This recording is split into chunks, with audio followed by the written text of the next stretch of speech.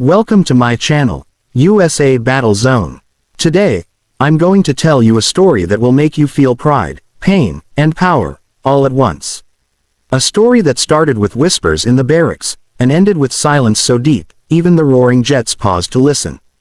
This is the story of the new girl, the one everyone underestimated, not knowing she was the base's admiral. It was early morning at Fort Davidson, a military base tucked deep in the Nevada desert. The sun had barely cracked over the horizon, spilling gold across the steel wings of the fighter jets lined up on the tarmac. The air buzzed faintly with the hum of generators, the echo of boots, and the smell of jet fuel that clung to everything. The new recruit walked in, a duffel bag slung over her shoulder, her uniform crisp, her cap pulled low. Her name tag read, R. Lane. No one recognized her, and that was exactly how she wanted it. The barracks were alive with chatter as she stepped inside. A few soldiers glanced up. Most went back to their business. But a group of them, the kind who always sniff out newcomers, leaned in, smirking. "Hey, rookie," one called out. "You lost or something? The cadet training's down the hall." She smiled politely. "No, I'm right where I need to be." They laughed. "You sure? You look more like you belong behind a desk than out here with us." R. Lane just nodded, set her bag on the floor, and quietly began making her bed, corners sharp, sheets tight enough to bounce a coin. It was textbook perfect, but perfection only fueled the teasing. "Look at that. By the book already," another soldier muttered. "Bet she's one of those try-hards." R. Lane didn't answer. She didn't need to. She knew the game. She'd played it before. Long ago, when no one thought she'd make it through flight school, when they said women didn't belong in the skies. She'd proved them wrong then. She'd do it again now. The first few days were the same. Whispers followed her in the mess hall. Jokes at her expense in the hangar. A few even mocked her behind her back during drills, but she heard every word. Still, she stayed silent. Observing. Learning. They saw a quiet newcomer. She saw a unit that had grown arrogant, undisciplined. They had no idea that every step she took was being watched by someone higher up, someone who knew exactly who she was. Her mission wasn't just to blend in. It was to see who was ready, and who had forgotten what the uniform stood for. 3 days later, they got their first live drill. A simulated base defense, coded Operation Sentinel. The commanding officer stepped out, clipboard in hand.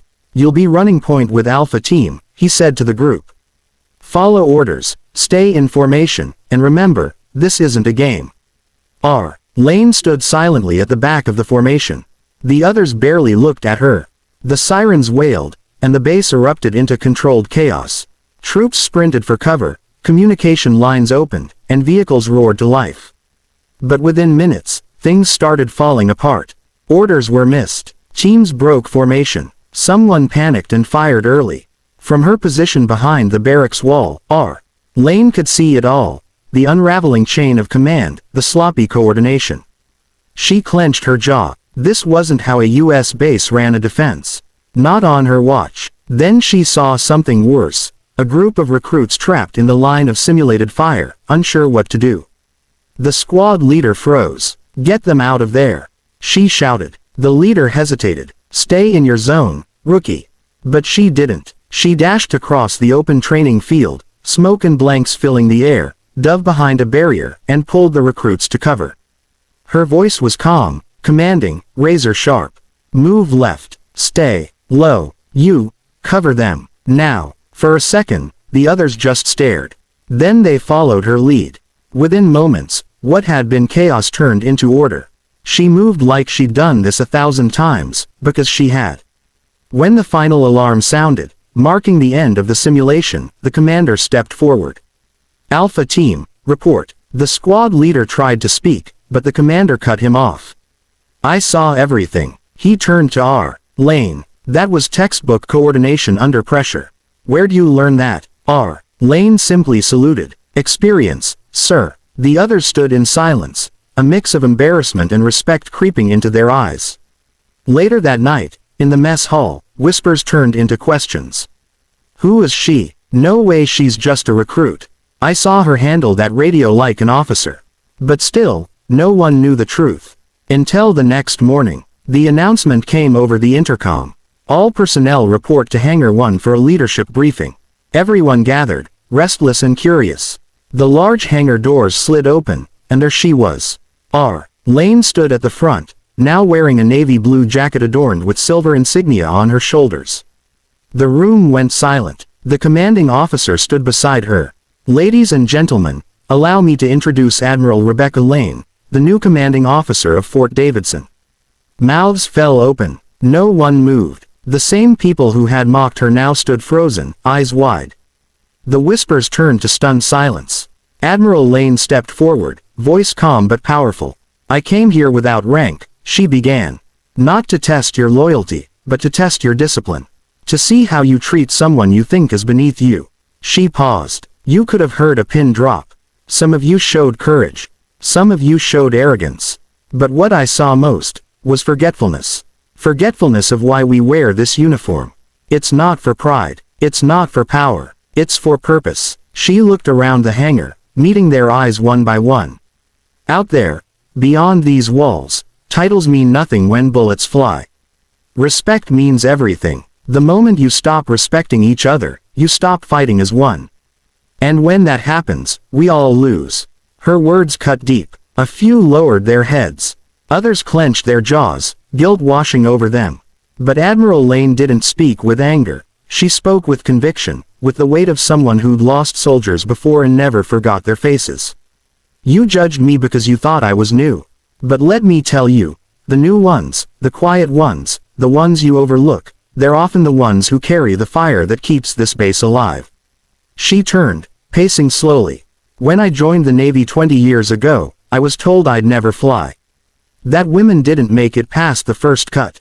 I didn't argue. I just worked harder. And every door that slammed shut, I kicked down with performance. That's what leadership is. Not commanding fear, commanding respect through action." The room was still. Even the hum of the lights seemed quieter. She took off her cap, set it on the podium. "This base isn't broken," she said softly. "It's just forgotten what it stands for. Starting today, that changes."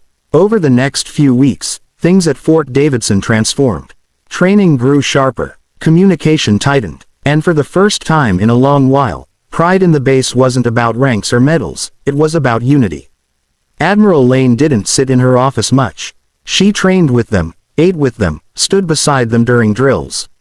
One afternoon, during a grueling endurance march through the desert, one of the same soldiers who had mocked her early on collapsed from exhaustion. Without hesitation, Lane dropped her own gear, pulled him up, and carried half his load the rest of the way. When they reached the checkpoint, he looked at her, breathing hard. "Ma'am, why'd you do that?" She smiled faintly. "Because someday, you'll carry someone else. And I want you to know what that feels like." That moment changed him. Changed all of them. Respect wasn't forced anymore. It was earned. But every peace in the military is temporary. 3 months later, the base received an alert, a real one. An unidentified aircraft had entered U.S. airspace. Communication attempts failed. All available units were scrambled. As the base roared to life, Admiral Lane stepped into the control tower, her calm voice cutting through the static. "All pilots, this is Admiral Lane. Maintain formation Delta. No one fires unless I give the word." The tension was electric. Jets streaked into the sky, the desert wind whipping dust around the tower. The radar beeped. One blip, then two, then three. The unidentified aircraft weren't hostile. They were malfunctioning drones from a foreign exercise gone wrong. But the pilots didn't know that yet. When one of the younger pilots panicked, locking onto a drone, Lane's voice came over the comms. "Falcon 3, stand down. Repeat, stand down. Trust your training." Her tone was calm but absolute. The pilot hesitated, then obeyed. Seconds later, the radar confirmed the truth. The threat was neutralized without a single shot fired. The base cheered, not for victory, but for restraint. For leadership. That night, as the sun bled into the horizon, turning the desert gold and crimson, the base stood gathered outside. The same soldiers who once mocked the new girl, now stood shoulder to shoulder, proud, disciplined, and united. Admiral Lane looked out over them. "You've grown," she said quietly. "Not because of me, but because you remembered who you are. She paused, scanning the faces that had changed from arrogance to pride. Someday, someone new will walk through those gates. And when they do, remember this moment. Remember how it felt to be wrong. Remember how it felt to rise above it. The crowd was silent, listening not to a superior, but to a leader. Later, as the lights dimmed across the base, Admiral Lane stood alone on the runway. The desert wind whispered against her uniform. In the distance, the stars blinked like the navigation lights of 1,000 memories, of missions past, of friends lost, of lessons learned the hard way. She closed her eyes for a moment. The hum of the base behind her was steady, alive, strong, and she smiled, because she knew, her mission here was done. She didn't just rebuild a base. She rebuilt the spirit that held it together. Sometimes, strength isn't in shouting orders. It's in staying silent when you could speak. It's in letting others reveal themselves, before revealing who you really are. That's what Admiral Rebecca Lane taught Fort Davidson. And that's what every soldier, every leader, every person can learn from her. Because sometimes the quietest one in the room is the one who carries the loudest truth. Thank you for watching. If this story moved you, if it reminded you of what leadership really means, then don't forget to like, comment, and subscribe to USA Battle Zone.